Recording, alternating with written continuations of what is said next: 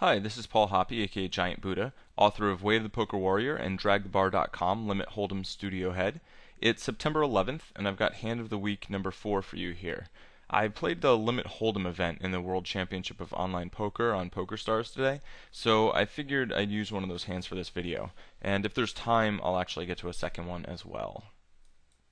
We've got some 9-handed action here. I've got 12 big bets in the big blind right now with blinds of 80, 160, limits of 160, 320. There aren't any tournament specific concepts that will come into play in this hand. This is basically, at this point in the tournament, you just want to play regular, good old fashioned limit hold'em. I don't see any real reasons to make large adjustments to your game. The only thing is that people do seem to be making some tighter folds than they typically do in Limit Hold'em.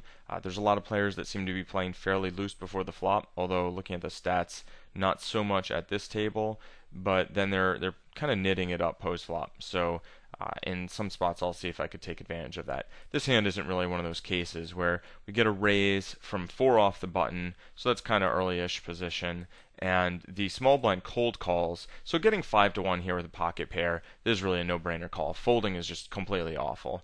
Getting 5 to 1, I certainly have some implied odds to spike a set, and it's pretty much that simple. So I'm going to call and I'm going to spike a set because I play really well, and so that means you flop more sets, right? So I'm clearly going to go for a check raise. I expect almost everybody to c-bet on a board like this. Jack 5 deuce. There's a flush draw. The straight draws are pretty unlikely, except maybe ace 3, ace 4 for the gut shot. So this guy's just going to fire a continuation bet pretty much all the time. So when the small blind calls, I'm thoroughly delighted to put in the check raise, which is my plan, and the original better folds, which is actually in general would be a bit surprising on a board like this to bet fold with any hand that you open from 4 off the button. You can generally justify peeling here, expecting to get about 11 to 1, unless the small blind's a very trappy player who you think is going to call and then back raise. In general, this guy's just going to call again, so you're in a pretty decent position to try and spike basically whatever you could be looking at. So I think I already had this guy marked as like not a great player. And the small blind also, I'm not terribly fond of cold calling in that spot very often. Now, a 10 comes off on the turn. When he checks, I'm obviously going to bet, and he check raises.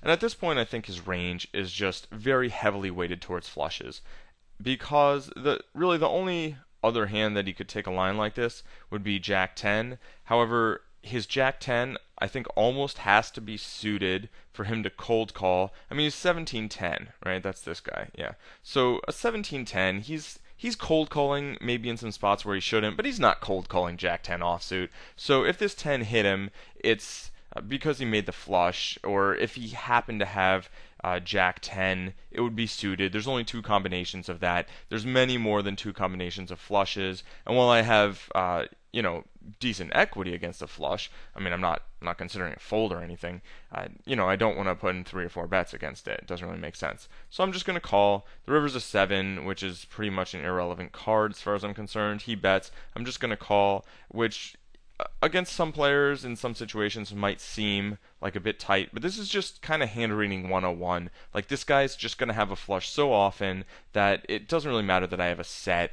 I clearly can't get value for it. Now, the other thing, is that folding this river is just completely out. I know I just said that he's almost always going to have a flush, but almost always and always are 2 different things, and when you're getting 10 plus to 1 in Limit Hold'em, you only have to be good 9% of the time. And do I think he could have Jack 10 suited, maybe Ace Jack, or just something thoroughly stupid 9% of the time? Yeah, he can. Probably between 10 and 20% of the time, he's got something like that, which wasn't enough for me to put in a 3-bet on the turn, but it's easily enough to call here. And, he does make the flush and, a straight just for good measure, and he takes the pot down. So this was a pretty basic hand that I just wanted to kind of illustrate how important it is to understand the relative strength of your hand, and to be able to to make just good reads at the table, and to always think about your opponent's range,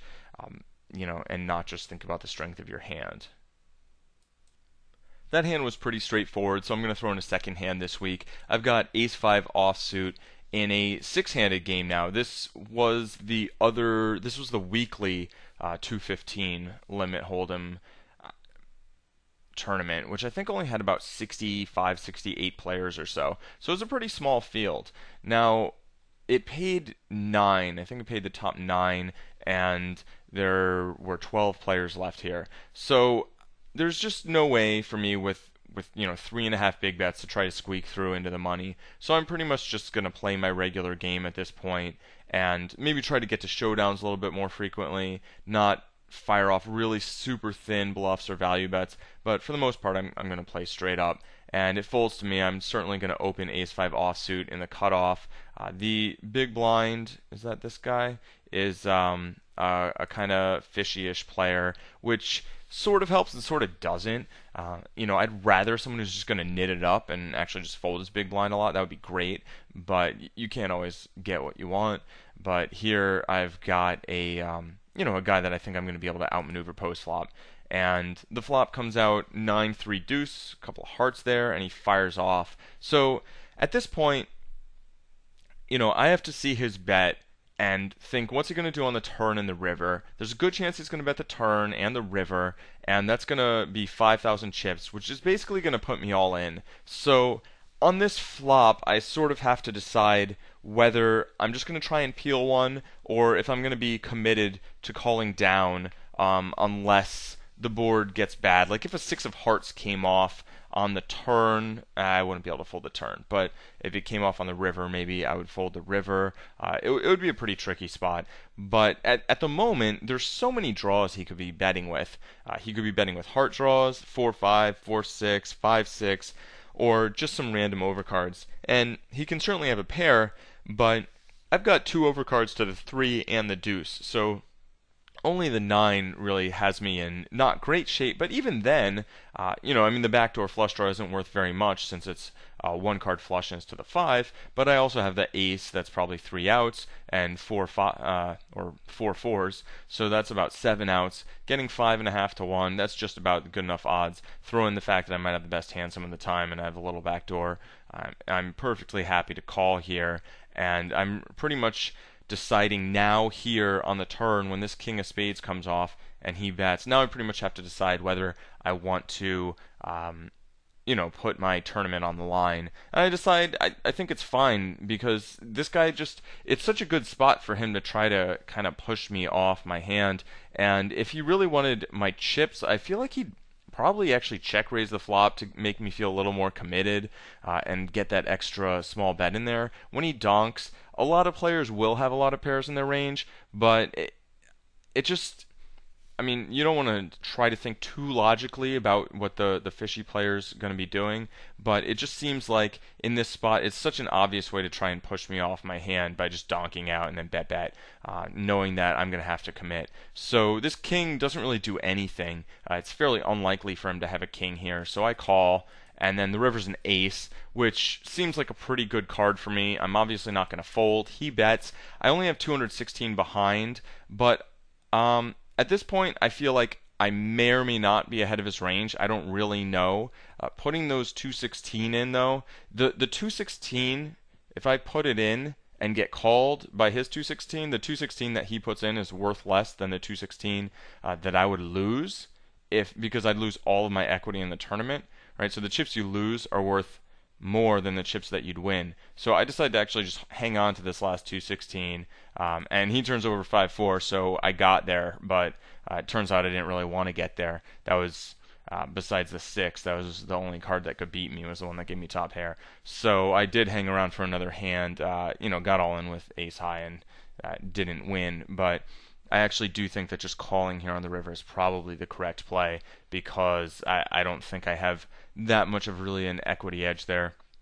In terms of chip EV and in terms of cash, payout EV, being able to keep this 216, while it's such a minor thing, I think it probably is actually worth just just keeping those chips. So that's all for this week, and tune in next week. Once again, this is Paul Hoppe, and you can check out my books and blogs on GiantBuddhaPoker.com.